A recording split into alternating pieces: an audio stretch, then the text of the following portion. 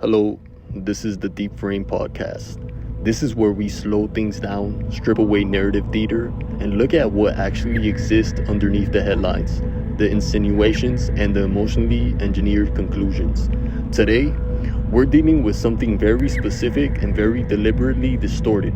The way Andrew and Tristan Tate, Donald Trump, and Jeffrey Epstein are being rhetorically fused together in public discourse, despite being legally, factually, and procedurally separate realities.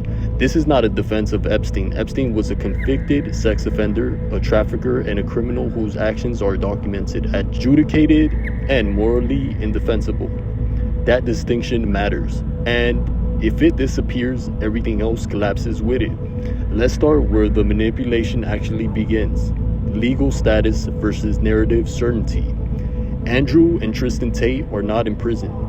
That is not opinion. That is not spin. That is the current legal reality.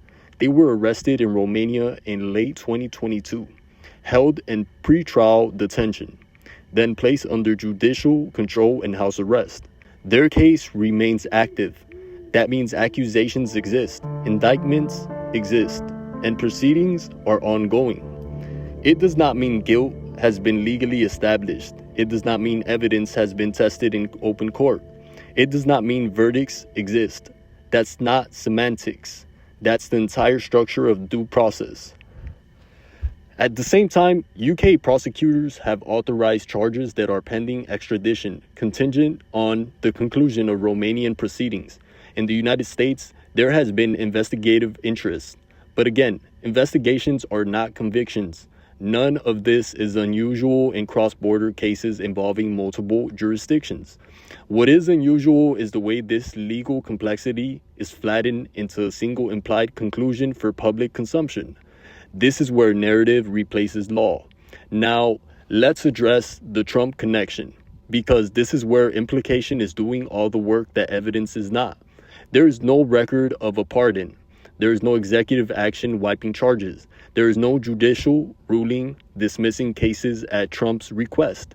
What exists are reports of political proximity, conversations, and influence attempts.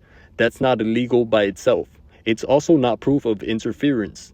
It's proximity, not casualty. Yes, the Tate brothers publicly aligned themselves with certain conservative figures prior to their arrest.